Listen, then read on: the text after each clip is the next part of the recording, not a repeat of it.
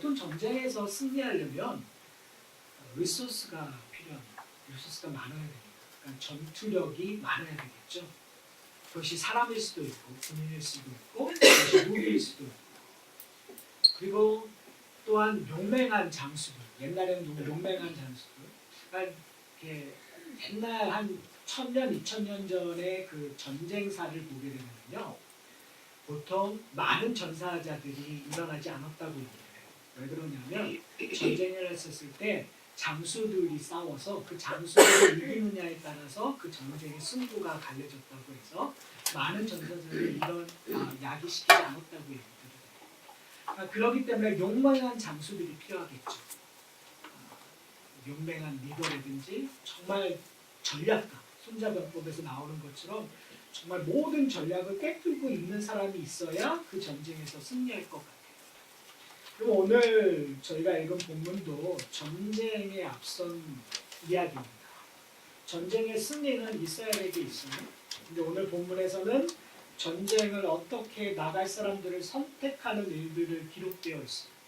저는 오늘 본문을 보면서 우리가 본문에만 있으면 놓칠 수 있는 것이 너무 많다는 것들을 다시 한번 깨달았습니다. 여러분 이 오늘 본문은 너무나 익숙한 거잖아요. 300명을 뽑아내면 이 본문을 통해서 우리가 많은 경우 설교를 읽어서 여러분들이 원하는 것 여러분이 결론 내린 것이 뭘까요? 나도 300명처럼 되자. 나도 하나님이 쓰시는 300명이 되기 위하여 여러분 어떻게 이제 물을 드실 때 어떻게 드셔야 될까요? 그럼 물을 들 때 무릎을 꿇고 개처럼 핥는 것과 손을 모으고 역시 또 개처럼 핥는 거예요. 그거의 차이점이 뭘까요? 그걸 우리의 삶 속에서 어떻게 적용할까요? 어떤 게 더 지혜로운 걸까요? 그런 것을 찾으라고 오늘 본문이 있는 걸까요? 그렇지 않겠죠. 저는 오늘 본문을 통해서 우리가 전쟁에 승리하려고 하는 우리의 기본적인 생각 그 생각으로 본문을 읽게 되면 놓치는 부분들이 너무 많다. 그러니까 저희들이 읽어야 되는 시각과 하나님이 우리에게 이야기하고 있는 시각들이 마주치지 않는 때가 참 많은 거예요. 특히 오늘 본문에서 그런 것 같아요. 한번 볼까요? 전쟁에서 승리하려면 우리에게 필요한 것은 많은 군사력, 군인들이 많아야 돼요. 근데 오늘 본문은 어떻게 되고 있냐면 한 32,000명이 모였었던 것 같아요. 근데 하나님께서 얘기하시는 것이 뭐냐면 이 전쟁은 누구의 것입니까? 나의 것이니까 이 전쟁의 승리는 누가 공을 얻어야 돼요? 하나님이 받으셔야 돼요. 그런데 만약에 지금 32,000명이 다 가서 다 너희들이 싸워서 이겨서 많이 승리할 경우 이 공이 누구한테 돌아가면 너희에게 돌아갈까봐 우리가 봐도 하나님 그렇게 쪼잔하게 그렇게 얘기하세요. 그냥 서로 나눠서 공을 돌리면 되지. 근데 하나님의 의도는 확실히 있어요. 그러니까 여러분이 하나님의 의도를 생각하셔야죠. 이 이야기를 통해서 하나님이 원하시는 것이 무엇인가? 이 전쟁은 하나님께 있고 이 전쟁을 통해서 누가 영광을 받으셔야 돼요? 하나님이 영광을 받으셔야 돼요. 그리고 이 전쟁을 통해서 궁극적으로 보여줄 것이 있어요. 저희가 사사기를 보면서 깨달아야 되는 것이 뭐냐면 이 역사적인 사건이 역사적인 그 당시에만 주어지는 것이 아니라 앞으로 일어날 사건들을 예표하고 있다는 것을 저희가 좀 기억해야 될 것 같아요. 그 예표되는 사건 때문에 우리의 일상에서 일어나는 일들이 영향을 받는다는 거예요. 그냥 단순히 지금 300명을 추리는 사건이 내 삶 속에 와서 나도 300명이 되자 이런 적용이 아니라요. 지금 이 300명을 추리는 이 사건을 통해서 예표되고 있는 어떤 사건이 있고 그 사건을 온전히 이해해야 이 사건을 통해서 나에게 적용되는 무엇인가 있다는 것을 저희가 찾아야 된다. 그런 의미에서 지금 얘기하고 있는 것은 어떻게 보면은 사람들이 너무 많으니까 너무 많아도 전쟁할 때 불필요하니까 차라리 정예군을 뽑으려고 하시는 하나님의 마음이구나.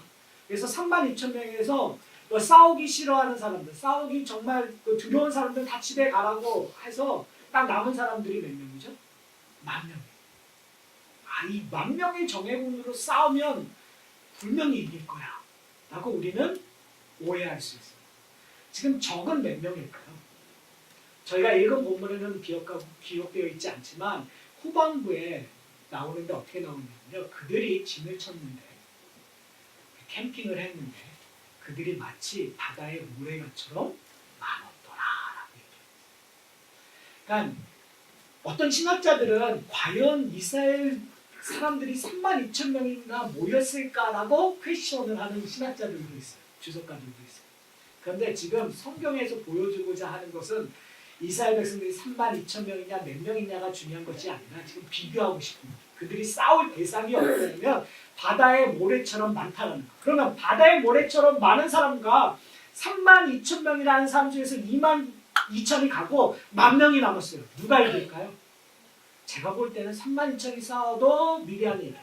10,000명이 싸워도 미디안이 이겨요. 왜요? 우리가 오해하는 것이 뭐냐면 성경을 읽었을 때 우리는 정답을 알고 있어요. 누가 이길 거죠? 이 전쟁에서는? 이스라엘 사람이 이길 거예요.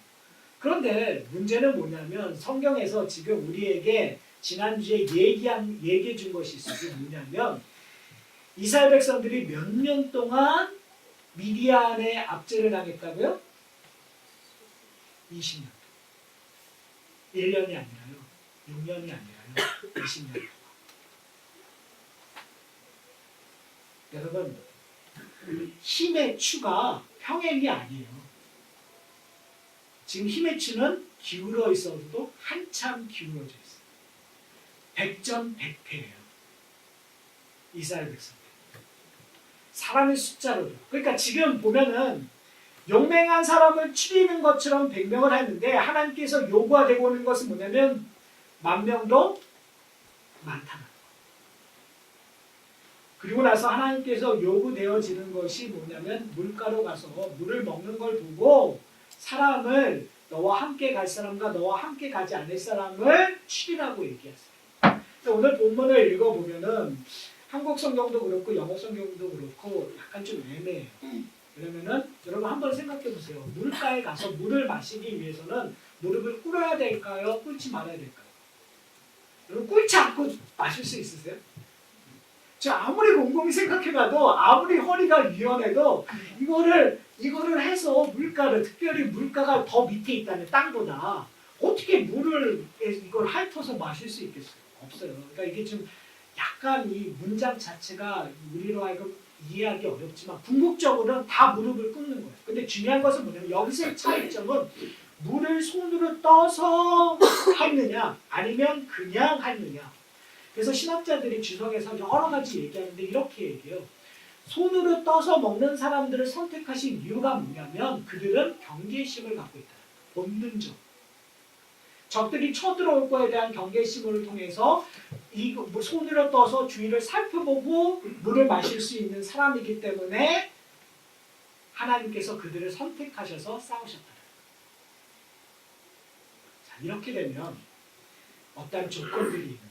하나님께서 쓰실 때 능력 있는 사람들을 쓰시는 거예요. 10,000명 다 필요 없어. 내가 300명을 가지고 정말 정예부대. 우리 딱 300명 생각나면 영화 300명도 생각나죠. 300명으로 정말 수도 없는 군사들과 싸워서 버틸 수 있을 만큼의 그런 군사력을 가진 정말 정예군. 이게요, 한번 곰곰이 생각하면요. 이들이 한 거가 별로 없어요. 이들이 가지고 간 것도 말도 안 되는 거예요. 무슨 말이냐면 우리의 눈은 어떻게 하나님이 쓰실까, 어떠한 사람들을 선택할까에 갖고 있는데 그 눈을 우리가 다른 데로 돌려야 돼요. 왜냐면 그 눈으로 보면은 말이 안 돼요. 왜요? 300명이 용감해서 뽑은 게 아니에요. 무릎을 꿇고 그냥 손을 안 대고 물을 마신 사람이 덜 용감하다고 성경은 얘기하고 있지 않아요. 그냥 하나님께서 그냥 300명을 선택하신 거예요.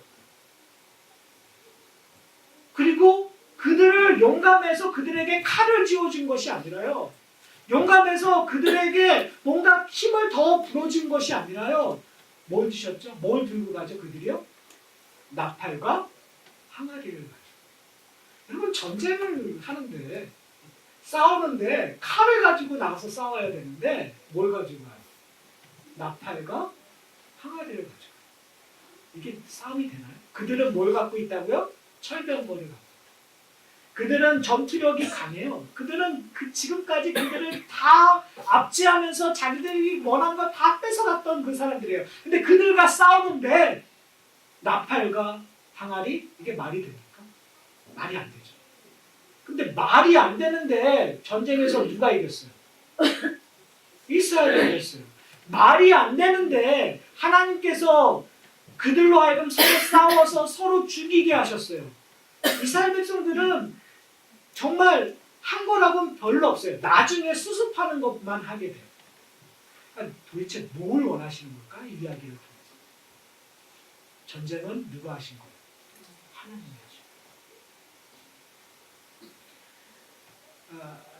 아까 얘기했던 것처럼 전쟁에 승리하기 위해서는 어떤 자원이라든지 리소스가 많이 필요하다. 그 다음에 용감한 장수, 용감한 리더, 유능한 리더, 손자병법이라든지 이런 것들의 전략적인 것들을 다 꿰뚫고 있는 리더가 필요하다. 오늘의 리더는 누구죠? 기드온. 여러분, 기드온이 용맹했나요? 오늘 본문의 시작은 7장 1절의 시작은 여룻바알이라는 기드온이라고 시작이 돼요. 여러분, 여룻바알이 누구죠? 왜 지금 의도적으로 성경은 여룻바알이라고 쓰고 있죠? 제가 오늘 설교 때 질문을 많이 해요. 질문하는 톤으로 지금 설교를 하고 있어요. 왜요? 여러분들이 생각을 좀 꺼내내셔야 돼요. 이미 알고 있는 내용들이에요. 여룻바알이랑 바알과 다투었다라는 얘기잖아요. 근데 그 사건은 여룻바알이라고 얘기되는 그 사건은 기드온이 자기 아버지에 있는 집에 있는 바알 제단을 부수고 아세라 신을 쪼개서 그 쪼갠 나무로 자기 아버지의 둘째 소를 불태워 하나님 앞에 드리는 사건을 통해서 그 주민들이 놀랬고 주민들이 이렇게 한 자를 죽여야 된다고 했을 때 그 아버지가 이렇게 얘기했어요. 바알이 참 신이며 바알이 살아있다면 바알이 그를 죽일 거라는 거예요. 그래서 기드온의 이름이 여룻바알로 바뀌었어요.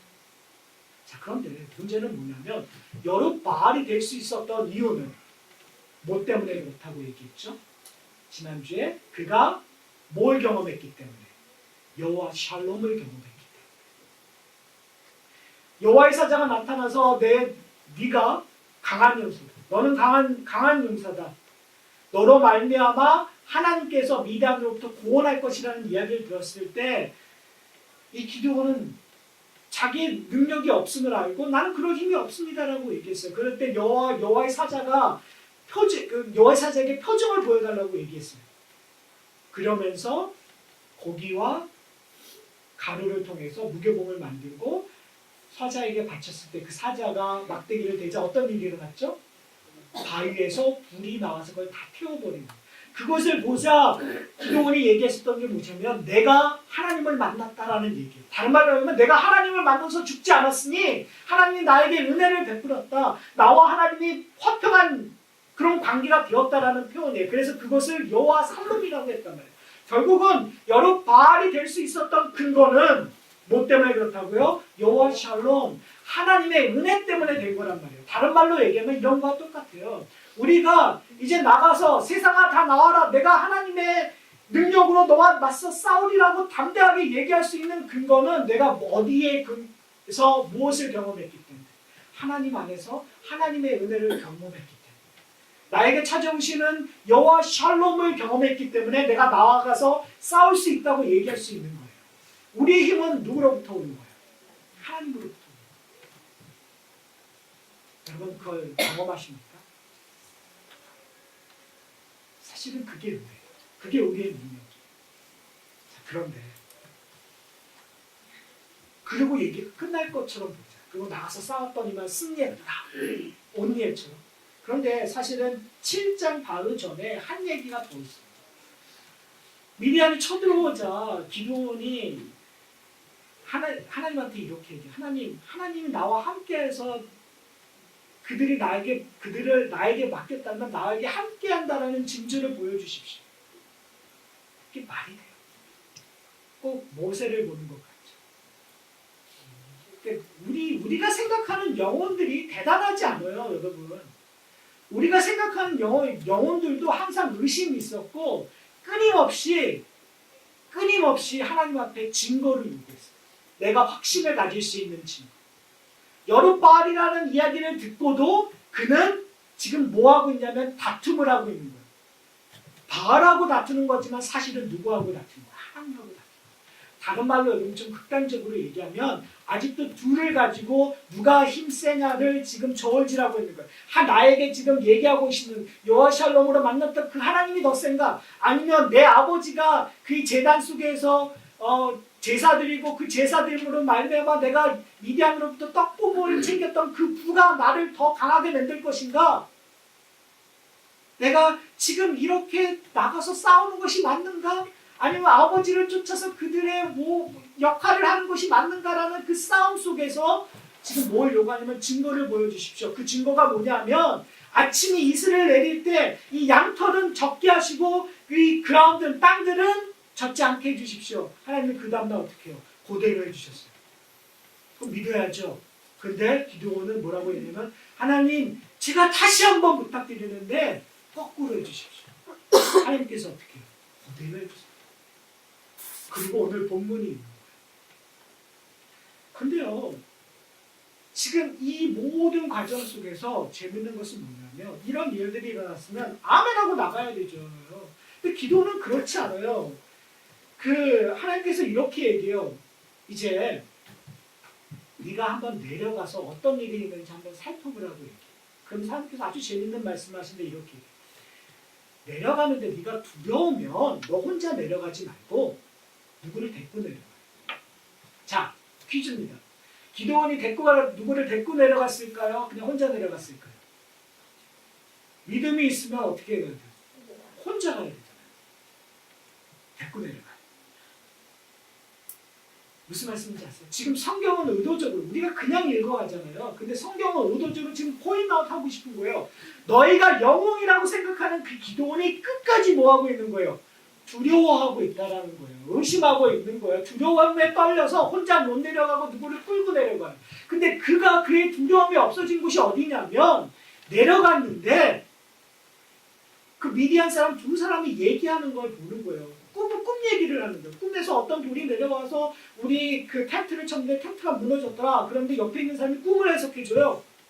그게 뭐냐면 기드온이라는 용사가 우리 미디안을 쳐서 이길 것이다. 하나님이 그렇게 하실 것이다 라는 얘기를 해석을 해버려요. 그제서야 미디안이 뭐라고 얘기하냐면 맞다. 하나님이 나와 함께 하시는구나 하고 돌아가서 경배했다고 얘기해요. 너무너무 아쉬운 것이 뭐냐면 어떤 주석자가 이렇게 얘기해요. 기드온이 지금 보면은 패런이 뭐냐면 여러 샬롬을 깨달자 경배했어요. 그리고 바알신을 부수고 경배를 했어요. 그리고 지금 여기서 그 이야기를 하나님이 그들의 꿈속에서까지 역사하시는 것들을 듣고 깨닫고 경배를 했어요. 그런데 경배는 여기서 끝나요. 재밌는 건 이게 기드온의 인생이에요. 기드온의 삶은 우리가 생각하는 용감한 용사여 위대한 지도자라고 하는 그 기드온의 끝은 뭐냐면요. 전쟁에 승리하고 그 전쟁의 공을 사람들이 누구에게 돌리는지 아세요? 하나님께 돌려야 되잖아요. 근데 기드온에게. 당신이 우리를 구원했습니다. 당신이 우리를 구원했으니 당신이 우리의 왕이 되어 주십시오라고 이스라엘 백성들이 얘기해요. 여러분, 왜 이스라엘 백성들은 기드온을 왕으로 세웠을까요? 왜 이스라엘 백성은 기드온이 그들을 구원했다고 생각했을까? 전 처음에 이해하지 못했어요. 그런데 본문을 읽어보면서 딱 떠오르는 게 뭐냐면 이 이스라엘 백성들이 한번 되어서 생각해 보니까 이게 기드온이 한 게 전략적으로 좀 대단한 것 같아요. 자, 한번 보세요. 22,000명, 그러니까 33,000명에서 22,000명을 보냈어요. 근데 10,000명을 보낼 때 어떻게 성경이 표현하냐면 그들을 보냈는데 한국 성경에서는 그냥 각 처소라는 표현을 써요. 근데 영어 성경은 번역했을 때 텐트라고 합니다. 그러니까 무슨 말이냐면 집으로 보낸 게 아니에요. 그러니까 소위 말해서 베이스 캠프로 보낸 케이스. 집으로 간 것이 아니라 전략적으로 베이스 캠프로 보낸 거예요. 10,000명을. 그리고 나서 300명을 가지고 전쟁에 가서 나팔을 불고 항아리를 깨서 그들을 혼란시켜서 서로 죽게 하고 나머지 가는 사람들을 이 10,000명이나 또 다른 사람들을 불러서 길목길목해서 그들을 다 쳤어요. 이게 다 누구의 지혜로 나온 것처럼 보이죠. 기드온의 지혜로. 그러니까 하나님이 하셨다는 걸 다 빼먹고 하나님이 계획하시고 하나님이 그들 사이에서 쳐서 움직였다는 걸 다 빼먹고 이것은 누가? 우리가 했다는 거. 하나님께서 걱정하셨잖아요. 32,000명이 많다라는 것에서 22,000명을 보내는 이유가 32,000명으로 나서 싸워서 승리하면 이것의 공을 다 너희 것으로 돌릴 것이라고 하나님이 걱정하셨기 때문에 22,000명을 보냈어요. 그리고 10,000명을 더 보냈음에도 불구하고 이들의 생각에서는 누가 승리했다는 거예요. 기드온의 힘으로 우리가 승리했다고 얘기해요. 근데 여기서 기드온이 어떻게 행동하냐면요. 나는 왕 안 할 거라고 얘기해요.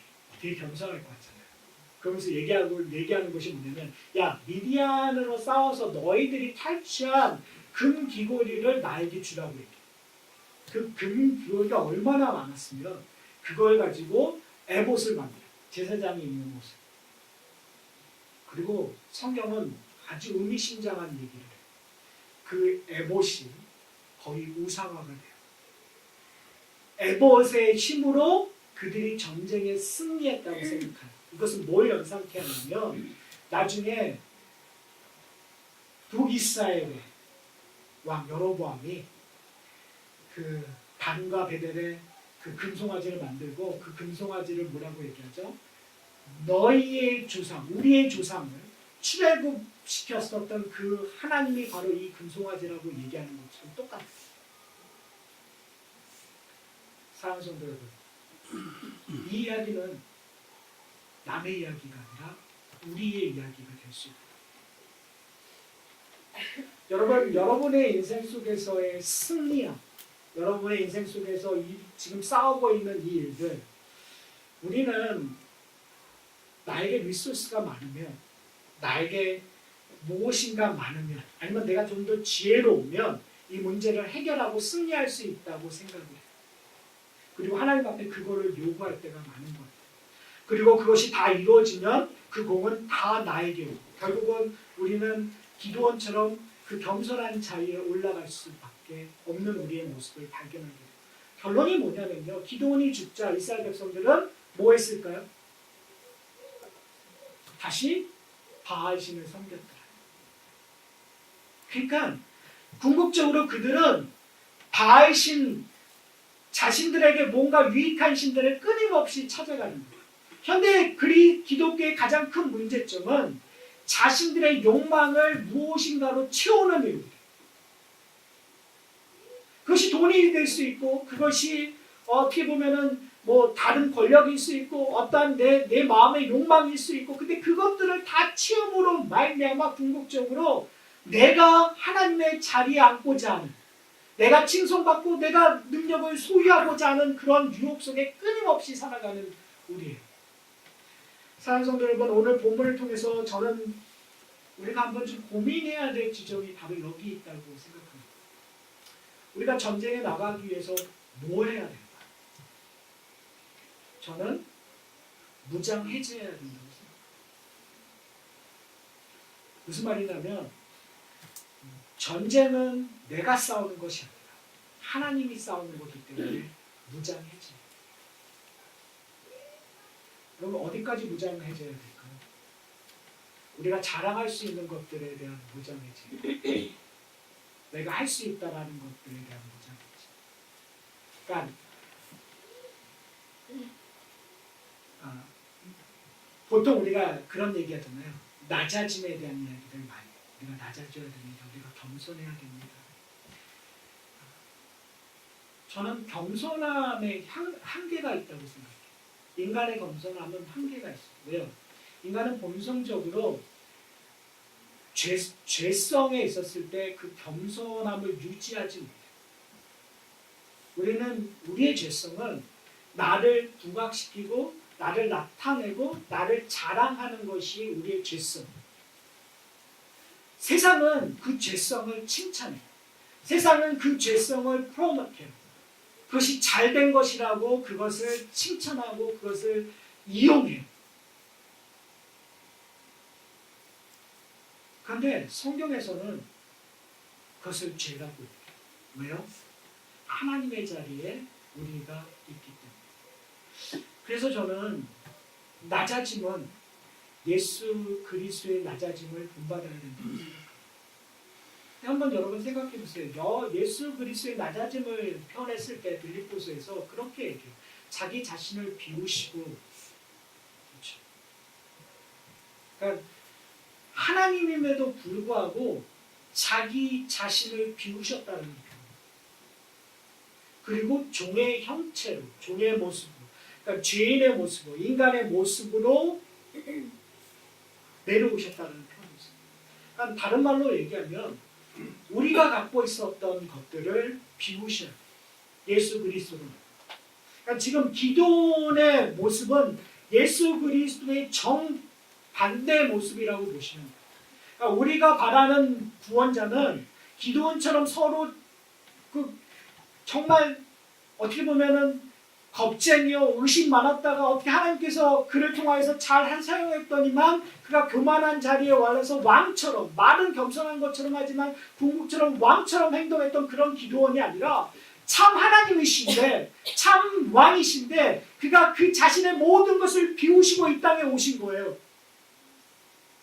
근데 그 비우셨다라는 것보다 더 되는 것은 뭐냐면 우리의 죄를 감당하기 위하여 그가 죄 되셨다는 표현을 써요. 우리의 연약함을 감당하시기에 우리의 연약함을 다 감당하셨어요. 배고픔을, 슬픔을, 어려움을, 사람들이 갖고 있는 모든 죄를 경험하셨단 말이에요. 그러니까 경험하셨다는 건 그걸 짊어지셨다는 거겠죠. 그리고 그는 터벅 하나님의 계획하신 것을 순종하시며 그의 죽음으로 향하셨어요. 그 죽음으로 향하는 길에 나사로의 죽음도 보셨고요. 그가 하루하 터벅터벅 걸어가는 속에 그는 세리를 만나고 창녀를 만남으로 통하여 그가 왜 십자가에서 죽으시는지를 그는 아셨어요. 그리고 십자가에 달려 죽으세요. 사랑하는 성도 여러분, 우리는 누구를 닮아가야 될까요? 기도원을 쫓아갈까요? 그래서 우리가 그 멋있는 에봇으로 우리를 치장할까요? 아니면 그리스도를 쫓아갈까요? 힘이 있음에도 불구하고 힘 없음을 드러내요. 예수 그리스도를 쫓아갈까요? 저는 하사마 교회 공동체가 연약함이 드러나는 공동체가 되었으면 좋겠어요. 우리의 무능함이 드러나는 공동체가 되었으면 좋겠어요. 우리가 자랑하고 우리의 능력, 막 뭔가를 막 우리가 스스로 이런 걸 했습니다라고 이렇게 이 말을 하면 누구를 비판하는 것 같아가지고 좀 그런데 뭐 이렇게 뭘 하나 이렇게 하나님 앞에 바치고 이거 다 하나님이 이루셨습니다라고 얘기하는 그런 예가 안 되었으면 좋겠어요. 왜요? 그것은 다 자기네들이 만든 거예요. 자기들의 공로를 나타내기 위해서 하나님 앞에 그냥 말장난하는 겁니다. 차라리 그럴 바에는 우리의 연약함이 드러나, 우리의 부족함이 드러나. 그래서 하나님 없이는 이 교회가 존재할 수 없습니다라는 것들을 좀 이해하게 되는 교회가 되었으면 좋겠어요. 안 그러세요? 하나님 없으면 이 교회가 있을까요? 없어야겠죠. 그렇죠? 그러니까 여러분이 어떠한 사람을 보는 것이 아니라 우리에게 가진 어떠한 능력을 보는 것이 아니라 우리가 봐야 될 것은 여호와 하나님밖에 없다. 그러기 위해서는 우리의 눈을 뜨셔야 돼요. 뭘 봐야 될까요? 이스라엘 백성들처럼 기드온을 왕으로 세울까 하는 그런 눈이 아니라 보이지 않는 하나님의 손길을 봐야 된단 말이에요. 여호와의 샬롬을 만나셔야 돼요. 꿈속에서도 세상 사람들의 꿈속에서도 나타나서 우리를 보호하시고 인도하시는 그 하나님의 손길을 보셔야 된단 말이에요. 나의 연약함을 이기시고 나의 연약함조차도 그리스도의 강함으로 채우시는 그 하나님의 인도하심을 만나셔야 돼요. 어떻게 해요? 그럼 어떻게 만나셔야 돼요? 제가 설교하는 이 내용들이 되게 추상적으로 들리실 수 있어요. 그러니까 이 추상적이지 않기 위해서는 우리 옆에 있는 분들 한번 쳐다보시길 바랍니다. 옆에 있는 분들 쳐다보세요. 옆에 있는 분을 쳐다보셨을 때 그분들의 연약함을 통해서 하나님 앞에 감사하셔야 돼요. 무슨 말씀인지 아세요? 내 남편의 연약함 때문에, 내 아내의 연약함 때문에 내가 살아주는 거지, 이렇게 하시면 안 돼요. 살아주는 것이 아니라 그것이 나의 힘이다. 그 사람 없이는, 옆에 있는 사람 없이는 하나님이 나와 함께 계시는 것을 못 느끼기 때문에 그가 나와 함께 있어야 되는 거예요.